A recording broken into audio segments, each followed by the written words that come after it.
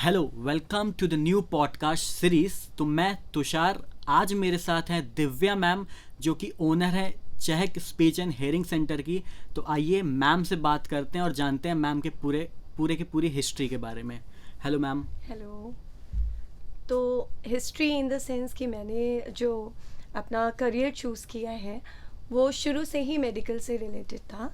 मैंने काफ़ी बार medical entrance exam भी क्लियर किया, बट मुझे किसी एक पर्सन ने जो इसी फील्ड से थे उन्होंने मुझे बताया कि आप why not try for this.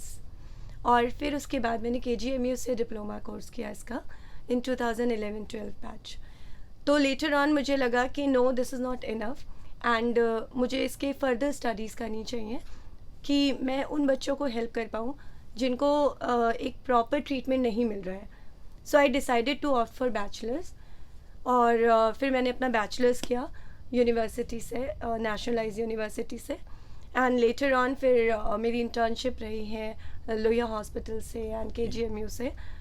फिर धीरे धीरे मैंने अपने आप को इम्प्रोवाइज़ किया और अभी आज मैं इस लेवल पे हूँ कि मैं स्पेशल बच्चों को सर्व कर पा रही हूँ और उन्हें एक प्रॉपर ट्रीटमेंट दे के एक नॉर्मल लिविंग दे पा रही हूँ। तो उन बच्चों का आज नॉर्मल स्कूल्स में सिलेक्शंस हो रहे हैं और वो मेरे लिए सबसे बड़ा अचीवमेंट है। ओके। तो मैम, मैं पहले आपसे एक थोड़ा सा फ़नी क्वेश्चन पूछता हूँ, क्योंकि जैसे ही मेरे को बताया गया था कि एक डॉक्टर आ रहे हैं तो मैंने उनसे अपने टीम से पूछा था, तो उन्होंने बस एक छोटा सा क्वेश्चन पूछा था मेरे से कि मैम से पूछना, मैम आप ये बताओ क्या आपने अपना जो एग्ज़ाम था वो एक अटैम्प्ट क्लियर कर लिया था कि नहीं? सी, एग्ज़ाम्स तो इसके एंट्रेंस होते हैं या फिर मेरिट पे होता है। सो बाय गॉड ग्रेस मेरा मेरिट अच्छा रहा है 12th तक का। तो जब मेरा एंट्रेंस नहीं था, मेरिट था और उसमें शायद मैं सेकेंड नंबर पे सिलेक्ट हो गई थी।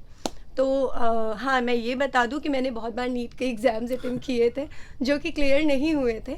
कई बार मुझे डेंटल का मिला, कई बार मुझे होम्योपैथ में भी मिला, but I was like no, this is not enough. तो ऑन जोक्स अपार्ट की बात करें तो हाँ, मैंने कई बार क्लियर नहीं किया है। Yes. बट जब मैंने इसमें एंट्रेंस दिया तो शायद मुझे इसी करियर को सिलेक्ट करना था और मेरा 1 अटेम्प्ट पे ही सिलेक्शन हो गया। Okay, good. तो चाहे वो KGMC हो चाहे नेशनलाइज यूनिवर्सिटी हो, दोनों जगह पे मेरा यही हुआ है। अच्छा, तो मैम एक थोड़ा सा मैं डीप एंड डार्क क्वेश्चन भी पूछूंगा रिलेटेड टू डॉक्टर्स। जैसे कोविड से पहले एग्ज़ाम्स क्लियर करना वॉज थोड़ा सा डिफ़िकल्ट, बट जहाँ तक मैंने अभी कोविड के बाद बहुत सी वीडियोस भी देखी हैं जहाँ पे आपके एग्ज़ाम्स लीक हो जा रहे थे, क्वेश्चन पेपर्स लीक हो जा रहे थे। उसके बाद के जो डॉक्टर्स बने हैं, कोविड के बाद के और कोविड से पहले, उसके बारे में आप कुछ अगर बताना चाहो तो। सी, ऑनेस्टली स्पीकिंग मैं किसी को पॉइंट आउट नहीं करूँगी, बट देन कोविड से पहले जो सिचुएशंस थी हम लोगों को बहुत ही हार्ड एंड फास्ट रूल था कि you have to be like 90% आपको अटेंड करना ही है, अटेंडेंस देनी ही है, कंपलसरी है। You have to attend the case, you have to make sure कि आप जो भी चीज़ पढ़ रहे हैं उसको थरोली पढ़ें, बी इट प्रैक्टिकल या फिर आपने रीडिंग बुक्स में पढ़ा।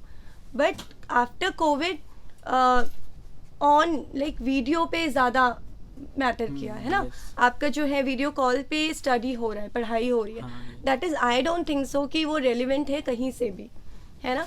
तो एक जो प्रैक्टिकल इन्फॉर्मेशन आपको मिलती है पेशेंट को लेके, केस को लेके, वो आपको वीडियो पे नहीं मिल सकती, वो सफिशिएंट नहीं होता। तो मेरा तो ऑनेस्टली ये है कि आप, मुझे लगता है कोविड से पहले हमने जितना पढ़ाई किया है शायद वो ज़्यादा प्रैक्टिकल बेसिस पे रहा है और इसकी वजह से हम बच्चों को ज़्यादा अच्छे से असेस करके, डायग्नोस करके और उनको थेरेपी प्लान दे पा रहे हैं। और जिन्होंने भी कोविड के बाद किया है कहीं ना कहीं कुछ ना कुछ लैक कर रहे हैं। Okay, this is, I am not Poynting, but हाँ, मुझे पर्सनली ऐसा लगता है। वही चीज़ मेरे को भी ये चीज़ फील हुई, तभी मैंने आपको पर्सनली ये चीज़ पूछी। अब मैं आपसे एक क्वेश्चन पूछना चाहता हूँ। जैसे अभी आपने स्टार्टिंग में बताया कि आपने डायग्नोस्टिक और इन सब चीज़ों पे भी ट्राई किया, बट ऐसा कौन सा टर्न था या आपका कोई बच्चों के साथ कुछ ऐसा कनेक्शन था कि आपको इसी फील्ड में आना था? ऐसा कुछ भी हुआ था? मेरा बहुत ही अच्छा एक्सपीरियंस और वर्स्ट एक्सपीरियंस भी था वो।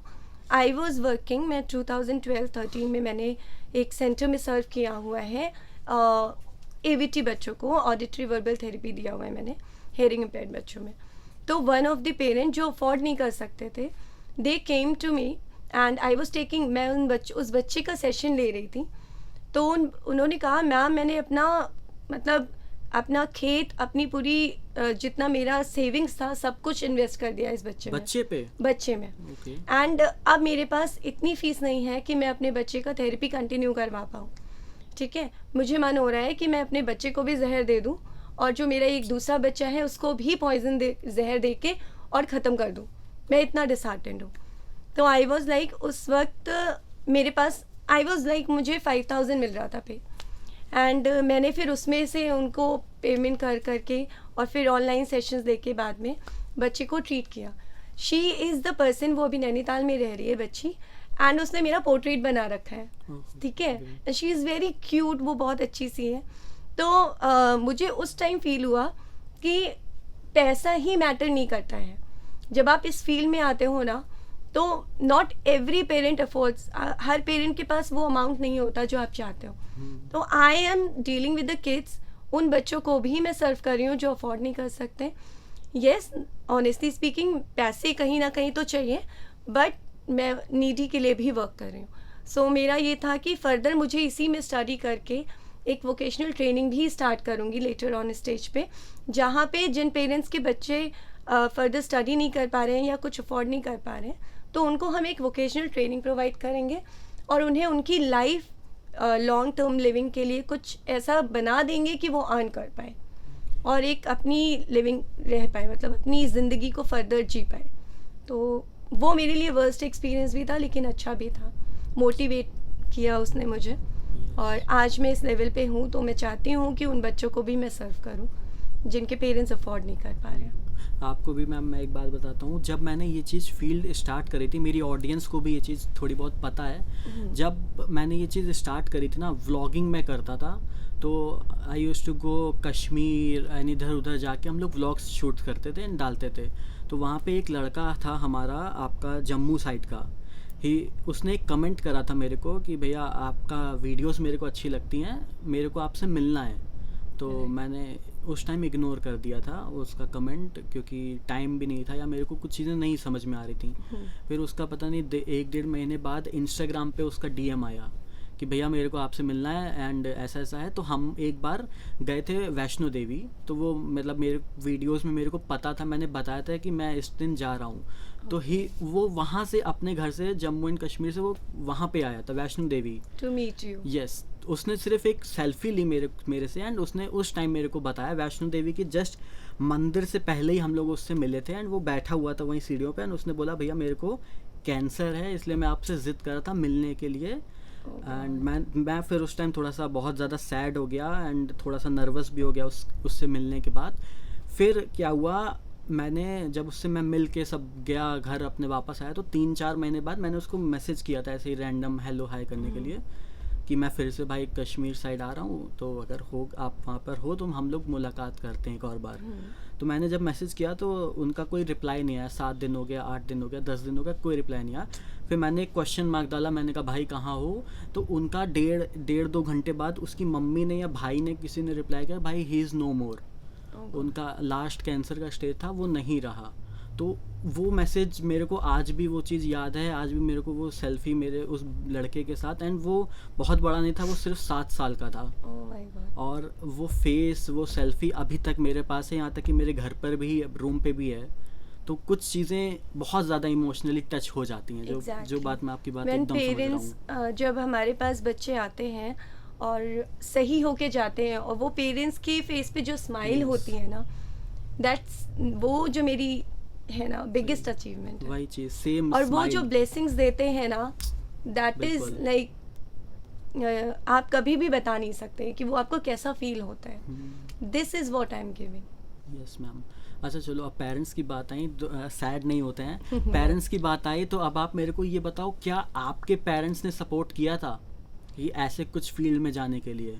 डेफिनेटली मेरे फादर मेरे सपोर्ट सिस्टम है, और मेरे फादर ने मुझे कभी भी एक स्टॉपेज नहीं दिया।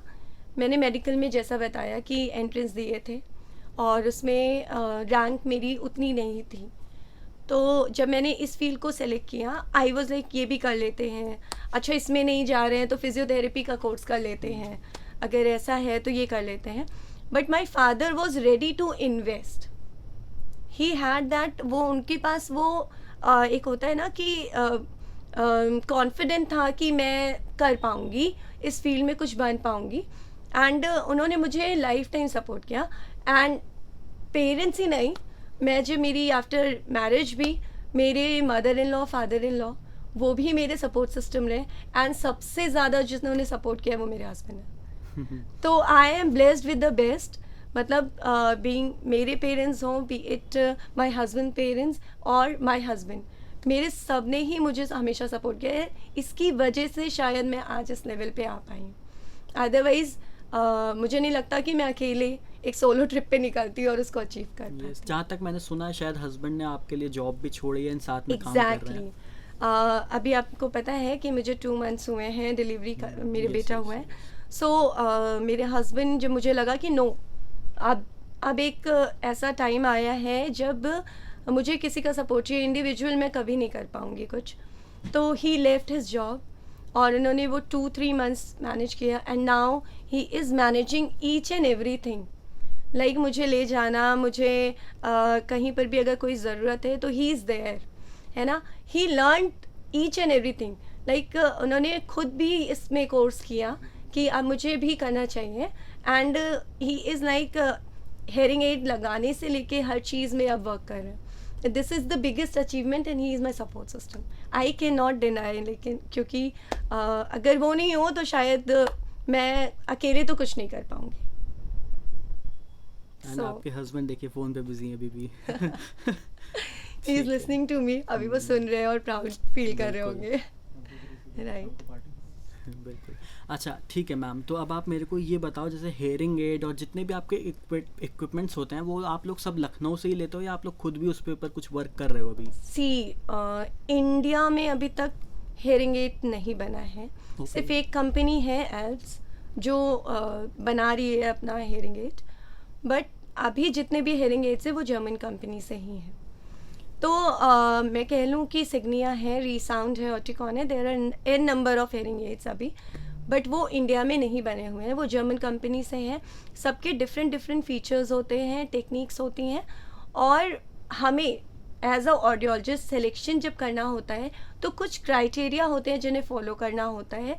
उसी क्राइटेरिया को फॉलो करके हम केस को, जो पेशेंट होते हैं जिनको हेयरिंग इश्यूज़ होते हैं, हेयरिंग एड लगाते हैं.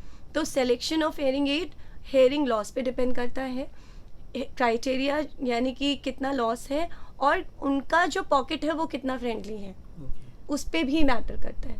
हम सबको 50,000 की मशीन नहीं लगा सकते, कुछ को 5,000 की भी लगानी पड़ेगी, राइट, क्योंकि वो अफोर्ड नहीं कर सकते.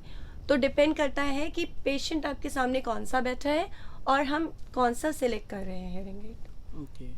तो दूसरा अब मेरे को आपसे क्वेश्चन पूछना है, क्या स्टाफ, जो आपका स्टाफ है वो इम्पॉर्टेंट होता है? मैं आपकी बात बिल्कुल मान रहा हूँ कि वो इम्पॉर्टेंट होता है, पर आपके पास जो स्टाफ है क्या वो प्रॉपर ट्रेंड है?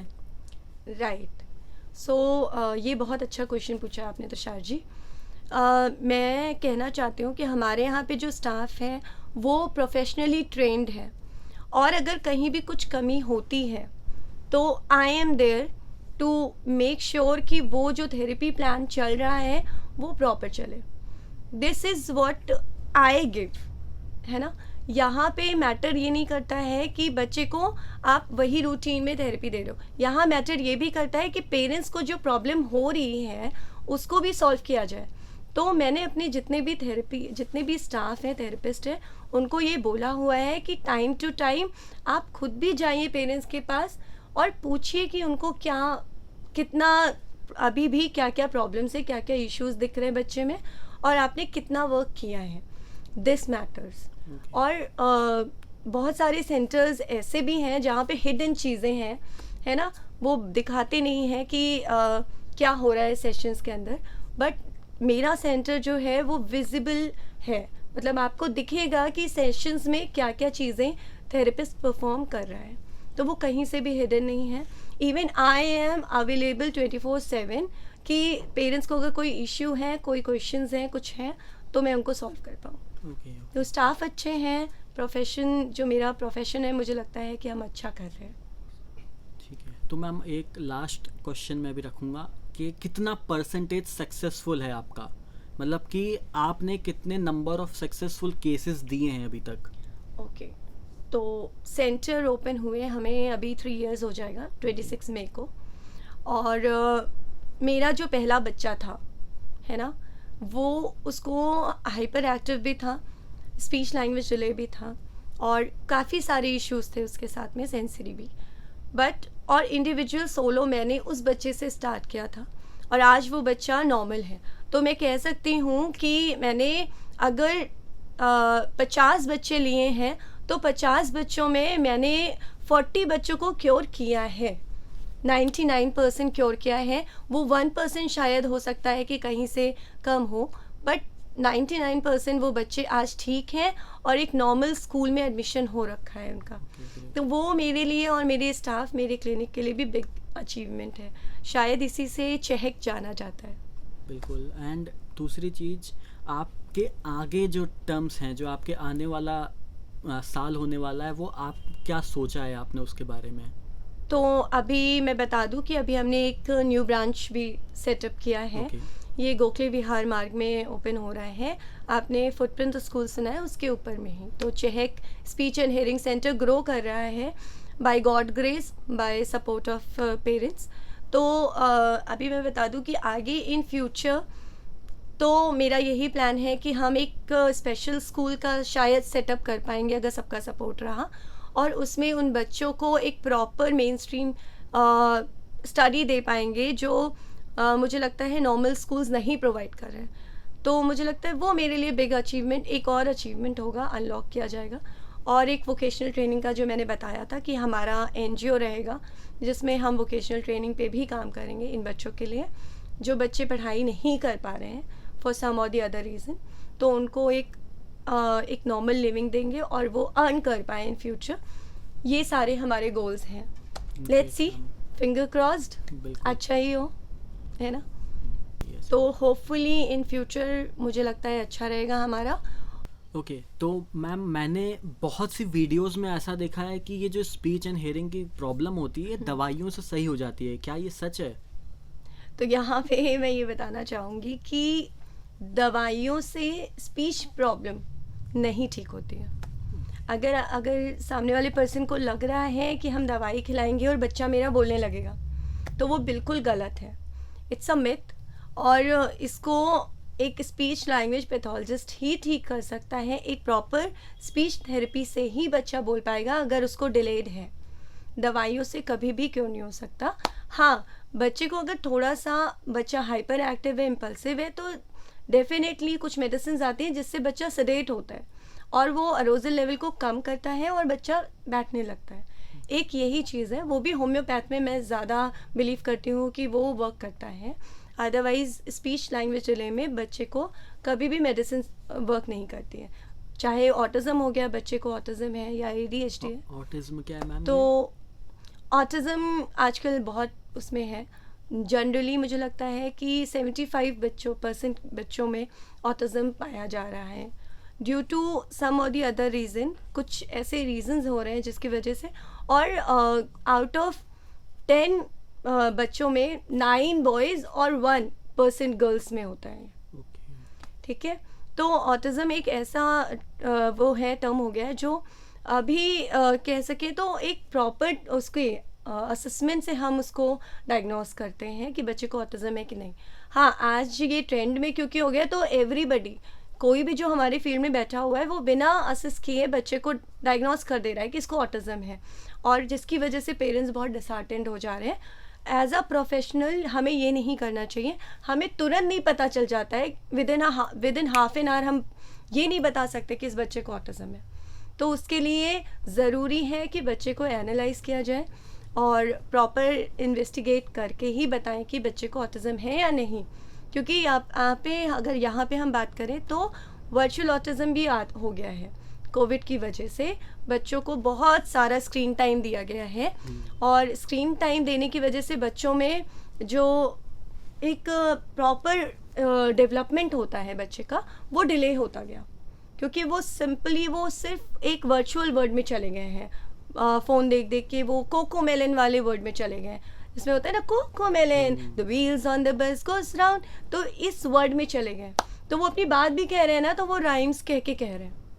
आजकल तो मैम 2-2 3-3 साल के बच्चे फोन चलाना सीख गए एग्जैक्टली, उनको बस फ़ोन दे दो तो वो उनको बताना नहीं पड़ेगा कि आप कैसे स्क्रॉल करिए, आप कैसे ऑन करिए, उसको कैसे करिए, वो अपने आप कर लेंगे। बट आउटर वर्ल्ड में क्या चल रहा है उन्हें कुछ नहीं पता। मेरे पापा तो मैम 18 साल के जब बात हुए थे तब उन्होंने एक मेरे को फ़ोन दिया था, वो भी जब हम कॉलेज तो जाना वो स्टार्ट छोटे किए वाले थे। फ़ोन चलते हाँ थे, राइट, है ना? वो वाले फ़ोन दिए हाँ, थे और कि सिर्फ आज कॉल करनी है, पहुंच गए आज कॉलेज। एक पेरेंट, तुषार जी, एक पेरेंट हमारे पास आए थे, काफ़ी टाइम हो गया, तो वो उन्होंने बताया कि मैं एक फ़ोन अपना यूज़ करता था, उस बच्चे की मदर अपना फ़ोन यूज़ कर रही है और बगल में ही वो बच्चा बैठ के अपना एक फ़ोन यूज़ कर रहा है ना? क्यों? क्योंकि दोनों पेरेंट्स के पास इतना टाइम नहीं है कि उस बच्चे को दे पाएँ, और उस बच्चे को भी फ़ोन पकड़ा दिया कि भाई मुझे डिस्टर्ब मत करना। तो एक ये जो चीज़ चली आ रही है जिसकी वजह से बच्चों में वर्चुअल ऑटिज़म की फाइंडिंग्स आई है, और इसको अगर प्रॉपर इंटरवेंशन प्रोग्राम अगर मिले, बच्चों को ट्रीटमेंट मिले, तो वो बच्चे ठीक हो जाते हैं। लेकिन मैं एक रिक्वेस्ट करना चाहती हूँ पेरेंट्स के, कि पेरेंट्स प्लीज़ अपने बच्चों को स्क्रीन टाइम ना दे के उनके साथ टाइम इन्वेस्ट कीजिए, वो बहुत ज़रूरी है। उनका बच्चा, आपका बच्चा बहुत ही प्रीशियस है, और उसको इस वे में ना ले जाके उसको एक अपना टाइम दीजिए, भले ही वो हाफ एन आवर से 1 आवर का हो, बट दीजिए, वो ज़रूरी है बच्चे के लिए। तो ये ऑटिज़म जो है अभी बहुत ट्रेंडिंग में हो गया है, और जिसके लिए सिर्फ स्पीच थेरेपी और ऑक्यूपेशनल थेरेपी इंटरवेंशन प्रोग्राम ही एक ट्रीटमेंट है, दवाइयों से क्योर नहीं होता है। तो जो आप लोग कमेंट करते हो कि मैंने उसकी वीडियो देखी थी, इसकी वीडियो देखी थी, उन डॉक्टर ने ये बोला वो बोला दवाई लेने को, वो सब एक मिथ है, वो सब रियल नहीं है। राइट। ओके, तो मैम आप बस मेरे को ये बता सकते हो क्या इस चीज़ का कोई ड्रॉबैक भी है? डेफिनेटली, सी हम अपनी तरफ से क्योंकि एज अ ह्यूमन बीइंग हमारी भी तबीयत ख़राब होती है, और हम भी बीमार हो सकते हैं, मेरा भी घर है, तो मेरे भी बच्चे हैं, तो कभी कभी ऐसा होता है कि हम ऑन टाइम या थेरेपी सेशंस में नहीं पहुंच पाते हैं।